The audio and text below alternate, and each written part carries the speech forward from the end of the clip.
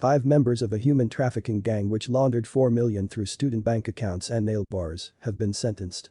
Their international criminal operation used Vietnamese students at a British university to receive millions of pounds of cash directly into their bank accounts. This money was then transferred to other Vietnamese nationals in the UK who were running businesses exporting clothes to Vietnam. Some of the money was also being laundered through nail bars, said the Eastern Region Special Operations Unit, which uncovered the ring. The investigation found financial offences worth just under $4.2 million. The funds came from criminal activity such as Vietnamese nationals in France being charged between £7,000 and £11,500 to be transported illegally into the UK. Some of these were then offered as workers to support cannabis production operations. After an investigation by the Eastern Region Special Operations Unit, warrants were executed across the country in Birmingham, Cambridgeshire, Essex, Leicester, London and Wales. Detective Constable Paul Gillick from the unit said.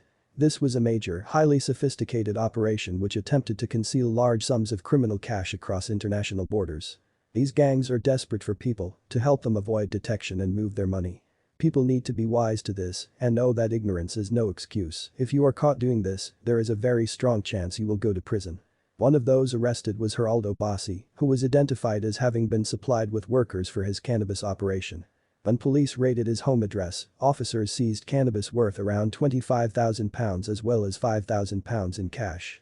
Bassi, 30, from Bedford, was found guilty of possession with intent to supply cannabis, possession of criminal property, and possession of a controlled article for use in fraud and given a 16-month prison sentence.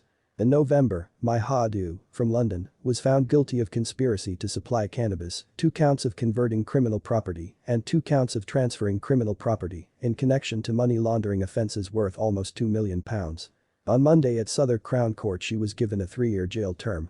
After a separate trial in March 3 other women were also found guilty of significant money laundering offences. Tan Titan Nguyen was found guilty of 2 counts of concealing criminal property and a further count of converting criminal property. Aung Gok Nguyen was found guilty of transferring criminal property and possession of criminal property. I Phuong Hien Phan, of London, was found guilty of concealing criminal property. At Monday's sentencing they were given sentences of 2 years, 18 months, and 10 months suspended for 18 months, respectively. Lyth I Hoi Pham previously pleaded guilty to converting criminal property and conspiring to supply cannabis. She was jailed for 6.5 years. B.C. Gillick added, organized crime destroys lives. Anyone helping to facilitate it will face the full force of the law.